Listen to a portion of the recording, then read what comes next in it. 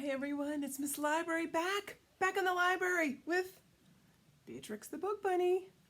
I wonder if you can guess what kind of book we're going to read today. There's a little clue somewhere. I don't know. Let's see, but you know what you need to do? You guys need to put your put your eyes in first. Ready? Put your eyes in. And put your bunny ears on. Oh, nice. And how about your bunny nose? And how about your bunny mouth? Ooh, how about a little treat? Ooh, nice. Okay, get on your magic carpets. We are going to a forest today. Are you ready? Put your seatbelt on. Click. Okay, are you ready? Beatrix is coming with us today. Your favorite story, right, Bea? Okay, ready? 5, 4, 3, 2, 1. Blast off! Hold on, everybody! Whoa! Whoa! Hold on, Bea! You got this? Whoa! Whew. Oh, that wasn't too bad. Here we are. Oh, it's so beautiful here. Oh, Beatrix can't wait to go see cousins. Go on, Bea. So have you guessed what story we're reading yet? Let me give you a hint. Do you know this guy? Hi. I can't wait for you to hear my story. It's a good one, and it's Beatrix's favorite. Okay, see you in a minute. Did you guess it? Yes. The Tale of Peter Rabbit by Beatrix Potter. Did you hear that? Beatrix Potter is the author. Well, doesn't that sound familiar? Yeah, that's Beatrix's name. Beatrix was named after the author, Beatrix Potter.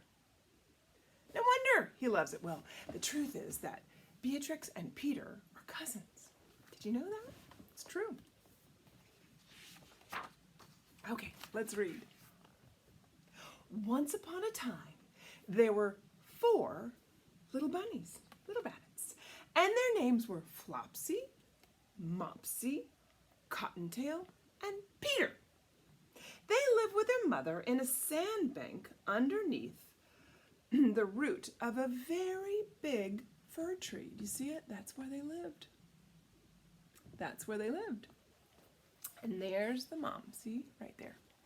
And she says, "Now, my dears," said old Mrs. Rabbit one morning, "you may go into the fields or down the lane, but don't go into Mr. McGregor's garden. Your father had an accident there. He was put into a pie by Mr. McGregor." Oh. "Now run along and don't get into any mischief. I'm going out." She's putting Peter's coat on, see it? Then old Mrs. Rabbit took a basket and an umbrella and went through the wood to the baker's. There she goes. See her? She bought a loaf of brown bread and 5 currant buns. Flopsy, Mopsy, and Cottontail, who were good little bunnies, went down the lane to gather blackberries. But Peter, who was very naughty, ran straight away to Mr. McGregor's garden and squeezed under the gate. You see that? Oh, Peter. Oh, well, first he ate some lettuces. Hey, can you guys be Peter right now and eat some lettuce? Eat some lettuce. And then some French beans.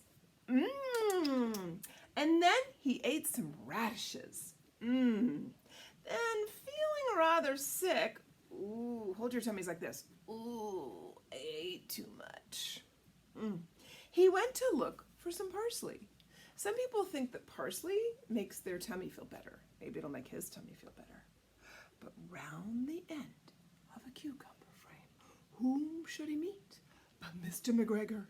Mr. McGregor was on his hands and knees, planting out young cabbage, but he jumped up and ran after Peter, waving a rake and calling out, "Stop! Stop, thief!" Can you guys be Mr. McGregor now? Wave your rake. "Stop, thief! Stop! Stop! Stop, thief!" He thinks that Peter is taking some stealing from him, really. Do you guys know what a thief is? A thief is someone who takes things without asking. So Peter kind of was eating his vegetables, I guess. Peter was most dreadfully frightened. He rushed all over the garden, for he had forgotten the way back to the gate. Oh no, oh no, oh no, how do I get it? Oh no, oh no, oh no, oh no, oh no, what do I do? What do I do? Where do I go? Where do I go? Where do I go? Oh no! He lost one of his shoes among the cabbages and the other shoe among the potatoes. And after losing them, he ran on 4 legs and went faster, so I think he might have gotten away altogether if he had not unfortunately run into a gooseberry net. Oh dear. And got caught by the large buttons on his jacket. It was a blue jacket with brass buttons. See that? It's got some brass buttons right there. And that, it was quite new, and those buttons are what got caught in, oops, right there, the net. See? He's caught in that net. That doesn't look very good, does it? Oh dear Peter. Oh, Peter gave himself up for lost and shed big tears. Oh, can you guys cry? Oh, no. But his sobs were heard by some friendly sparrows who flew in great excitement and implored him to exert himself. They said, Peter, come on, you can do it. Peter, you can do it. Come on, Peter, try harder. Come on, Peter. Mr. McGregor came up with a sieve, which he intended to pop on top of Peter's head. But Peter wiggled out just in time, leaving his jacket behind. Oh. And he rushed into the tool shed and jumped into you know what this is? Doesn't have any water in it really here, but usually has water in it. Yes, it's a watering can. He jumped right into that. Bonk. Oh, my Peter doesn't fit. But he did. This Peter fit. There he is in there. He rushed into the tool shed and he jumped into the can. It would have been a beautiful thing to hide in. Oh, if it had not had so much water in it. Oh dear. Mr. McGregor was quite sure that Peter was somewhere in the tool shed, perhaps hidden underneath the flower pot. He began to turn them over carefully, looking under each flower pot. Peter presently sneezed. Achoo! Can you guys sneeze? Let me hear you sneeze. Nice, nice. Mr. McGregor was after him in no time, whoops, and tried to put his foot upon Peter, who jumped out of the window, upsetting 3 plants. How? Look, can you see Mr. McGregor's foot? He's about to step right on him. Oh, dear. Well, the window was too small for Mr. McGregor, and he was tired of running after Peter anyway, so he went back to work. Peter sat down to rest. Oh, he was out of breath and trembling with fright. He had not the least idea of which way to go. Also, he was very damp from sitting in that can. Oh. After a time, he began to wander about, going lippity-lippity, not very fast, looking all around. Do you see Peter looking? He's looking everywhere. And he no longer has his coat on, does he? He found a door in the wall, but it was locked, and there was no room for a fat little bunny to squeeze underneath. An old mouse, see that mouse? Was running in and out over the stone door, carrying peas and beans for her family in the wood. Peter asked her the way to the gate, but she had such a large pea in her mouth that she could not answer. She only shook her head at him, and Peter began to cry. Do you see him? He's crying. Can you see him? He's crying. Poor Peter. He's very sad. Then he tried to find his way straight across the garden, but he became more and more puzzled. Presently, he came to a pond where Mr. McGregor filled his water cans. A white cat was staring at some goldfish.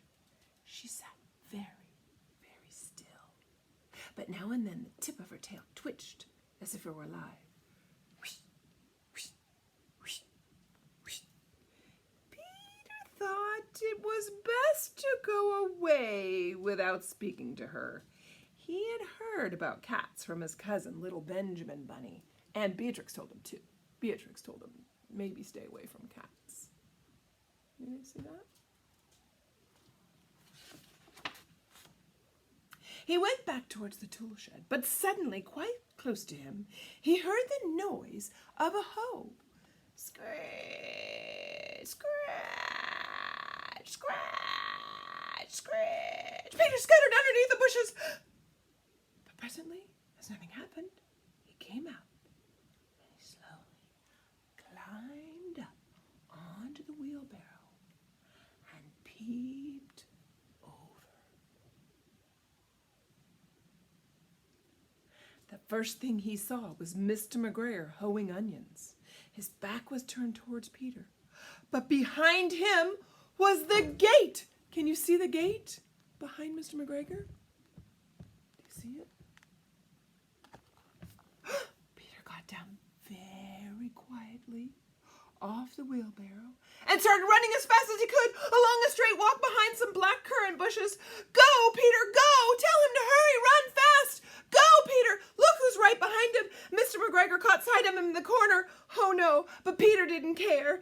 He slipped underneath the gate and was safe at last in the wood outside the garden. Whew, that was close, wasn't it, guys? Whoosh. Mr. McGregor hung up the little jacket and the shoes for the scarecrow to frighten the blackbirds away. Peter never stopped running, he never looked behind him until he got home to the big fir tree.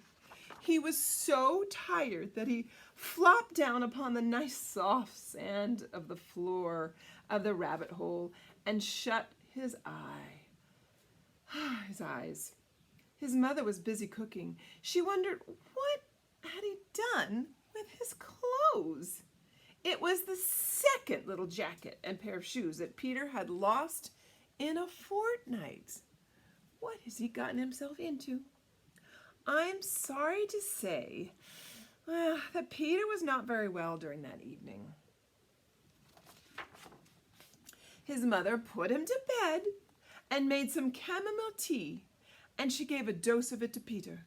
1 tablespoon to be taking at bedtime. But Flopsy, Mopsy, and Cottontail, who were good little bunnies, had bread and milk and blackberries for supper. The end. Did you like the tale of Peter Rabbit? One of Beatrix's favorite books. So Beatrix and I were wondering if you might join us for tea. We're going to go and get some tea and some Peter Rabbit treats. Will you join us?